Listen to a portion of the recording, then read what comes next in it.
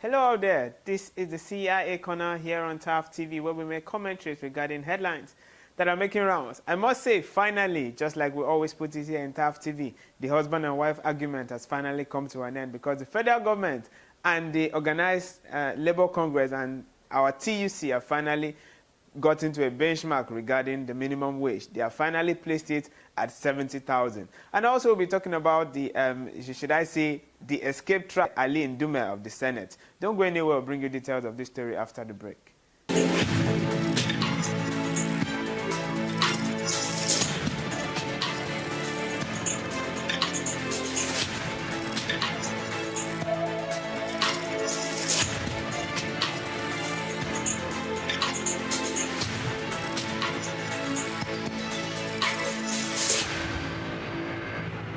All right, you're welcome back from that very quick break. Before we get to address the issue of husband and wife, that is our federal government and TUC and our NLC, let's talk about Ali Ndume's case. You know, he actually escaped suspension from the House of Senate. We know Ali Ndume to actually be an outspoken person. We actually know that he's the senator representing Borno State.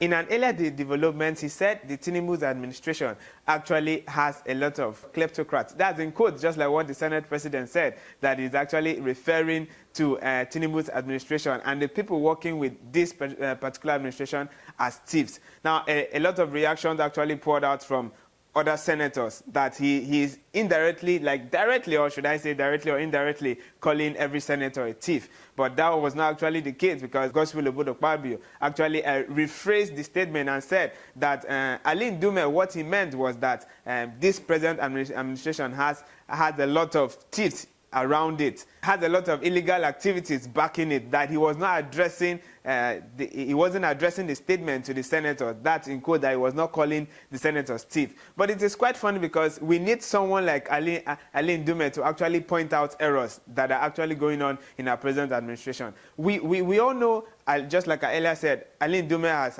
actually been someone that has been very, very outspoken. We could actually remember the days of our former president, Muhammadu Buhari. Ali Ndume actually made a lot of critics when it comes to that particular administration. And he's out here again giving yet another level of critics. He also said it emphatically that Tinubu has actually been caged, that is our dearest president, and he cannot be assessed. That statement actually came from him direct. In as much as we know he has been taking off the position of the whip as a punishment for actually accusing all senators to be thieves. But we must not also overlook the fact that we need somebody like Ali Ndume to actually speak out and point out the errors that are currently going on in our dearest nation, Nigeria, and in this present administration generally. Now addressing the issue of minimum wage. Finally, for the past 6 months, we have actually been dragging this issue of minimum wage, and just like what every single Nigerians are saying, that they finally brought a benchmark to it. We know prior to this time, a tripartite committee was actually set to resolve this issue of minimum wage. It was presented to the House of Rep, and they rejected it, saying that, okay, when it comes to the issue of making decisions that has to do with the nations, they need good cooperation coming from other state of the federation. That's to say they need other opinions coming from other state governors and the likes of it. So this issue of minimum wage was actually pushed aside for this space of 2 months, though the NLC, TUC and the likes were threatening the lives of our federal government that they'll be hitting the streets protesting for an increment of minimum wage. We also know for the past 6 months where this issue of minimum wage was first brought into play, they actually placed it at over 600,000. Federal government were still very adamant, saying they are going to pay 60,000, and the organized private sector said they are going to pay 62,000, and our NLC brought it down to over 250,000. Now, Nigerians were actually of the opinion that at least the federal government would at least consider 100,000 for minimum wage, national minimum wage, just like what NLC said. They are not only seeking for minimum wage, they are seeking for a living wage because of our current economy. But it is actually quite interesting because our minimum wage that as at now was at 30,000, but now it is currently 70,000. Just like what they said that come Tuesday, this bill would actually be presented to the National Assembly and it will be passed. Most Nigerians are saying, okay, let's not go and linger over there. They want this positive change. In as much as we know that, okay, 70,000 is actually a fair play to say, but it will actually not affect the very common man on the street.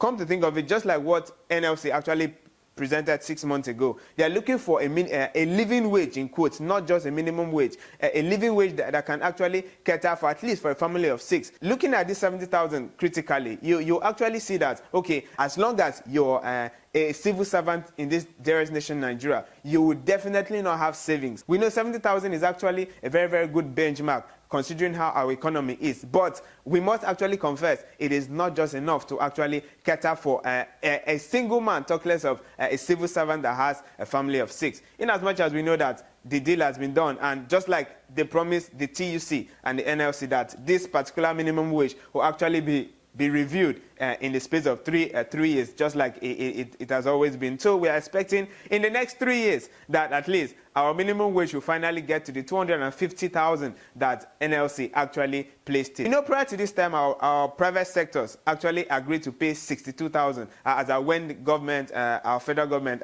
said they are going to pay 60,000. But we are yet to actually get a feedback from our private sectors, if and only if they only abide to what the federal government have said. That is to say, if federal government decides to pay 70,000 as minimum wage, we are expecting our organized private sectors to at least pay 75. Okay? We are hoping and praying that that actually comes to limelight. In as much as we know, most Nigerians are saying that our organized private sectors are like snitches, that are, they don't like abiding to what, they don't like aligning to the details of what federal government have actually placed. You could actually see in most private sectors that the least worker there gets 20,000. That's to say, prior to this time, most private sectors don't even align themselves to the 30,000 that the federal government actually placed. How much more now that they have actually increased it to 70,000? We are hoping and praying at least should I say 45% of most private sectors would at least pay 75,000. So this is all we have for you today. Finally, NLC and TUC have gone home with 70,000, regardless of the fact that they actually pleaded for 250,000. But federal government are saying, the economy is really, really hard, just like what our president keeps saying, that it is not just Nigeria that is currently facing these challenges, it is worldwide. So finally, our federal government have agreed on 70,000 naira as our national minimum wage. All right, that's all we have for you regarding the unfoldings on our newspaper headlines. You also can be part of this show. Do want to subscribe and follow us up on all our social media handles so that you can drop your reactions and thoughts regarding what the decisions that our federal government have made regarding minimum wage. My name is Eyokeme, and this has been the CIA Corner here on TAF TV. See you next time.